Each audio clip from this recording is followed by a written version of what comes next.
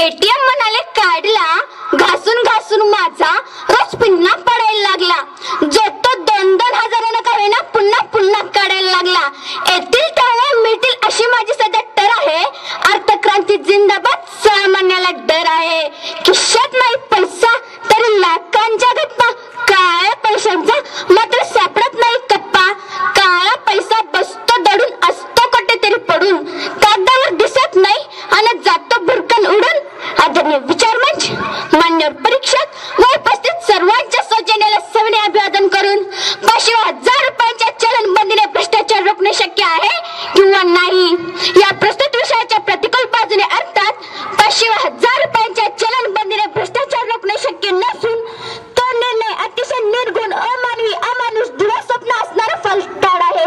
या विषयावर मी कटू सत्य असणारे आणि प्रतिस्पर्धकासह जाणकारांच्या, राजकीय पंडितांच्या, बुद्धिवंतांच्या डोळ्यात झणझणीत घालणारे विचार मांडणार आहे. मित्र, या माझ्या भारतामध्ये 6,51,000 गावांच्या तुलनेत 1,30,000 बँका आहेत, 2 लाख एटीएम आहेत. भारतात 86% व्यवहार 5,000 रुपयांच्या चलनाद्वारे रोखील होतो. चलनबंदीनंतर 85 लाख कोटी नोटा लागणार होत्या, मात्र सरकारकडे उपलब्ध होत्या फक्त 5.5 लाख कोटी नोटा. म्हणजे एकूण नोटा, गावे, बँका, एटीएम यांचा कुठलाच ताळमेळ हिशोब गणित नसताना भ्रष्टाचाराचा सोंग, ढोंग आणि भूतुबा करून सर्वसामान्यांच्या डोक्यात झोपत असताना दगड हातोडा नव्हे तर गण घालावा असा तथ्यहीन, तर्कहीन, बिनबुडाचा अनुचित व आक्षेपार्ह निर्णय मोदी सरकारने घेतला आणि 1,600 करोड पब्लिक एका झटक्यात रॅलीतून रस्त्यावर आली.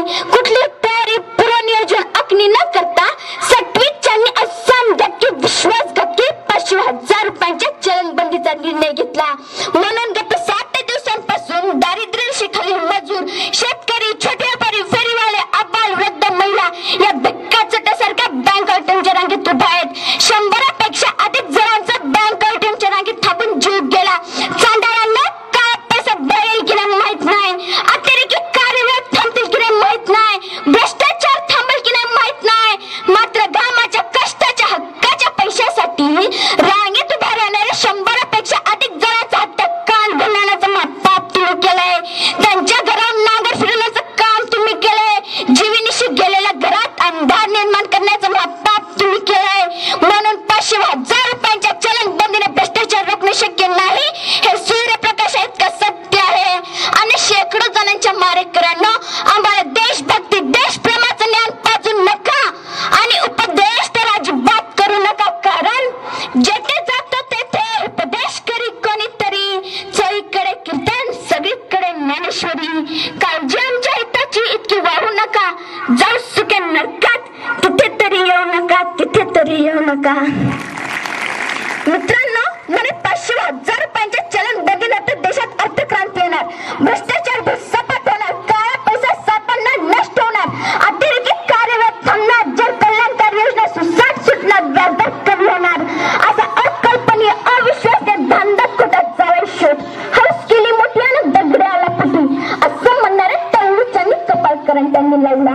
वारे तर्क, वारे अंदाज, वारे भापडेपणा, वारे बप्पपणा, वारे दिवसपणा, झाडू सारे धंदाड बिल्डर व्यापारी नेत्यांनी चांदा आणि भ्रष्टाचाराने काळा पैसा, सोनं आणि जमीन खरेदी, निवासस्थानिक खरेदी, इतर वस्तूंमध्ये, विदेशी बँकामध्ये काळा पैसा केव्हाच गुंतवलाय. सर्वसामान्यांचा पैसा बँक एटीएममधून येण्याऐवजी बँकेतल्या भ्रष्टाचाराने कमिशन करून केला असतो काळ्या धनाच्या माकडांना बदलून दिले आहे. म्हणून काळ्या धनाला राजरोष, जगजाहीर, चलनबंदी करता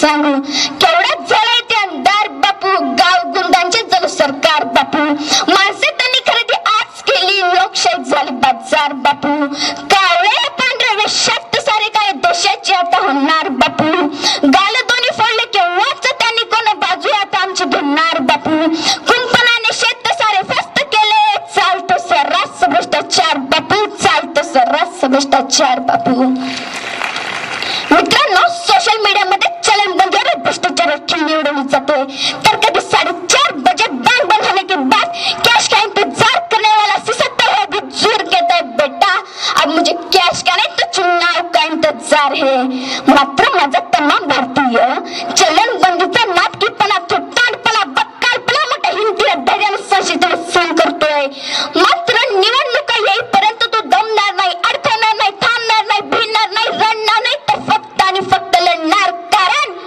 विजय आज जरा मी हा माझा अंत नाही पेटेन उद्या नव्याने हे सामर्थ्य नाशवंत नाही छाटले पंख पुन्हा उडेन मी अडू शकेल अशी भिंत नाही येथील माझे भेटेन तुफान तरी वाट चालतो अडथळ्यांमधून अडथळे माझ्या पावलांना पसंत नाही माझ्या पावलांना पसंत नाही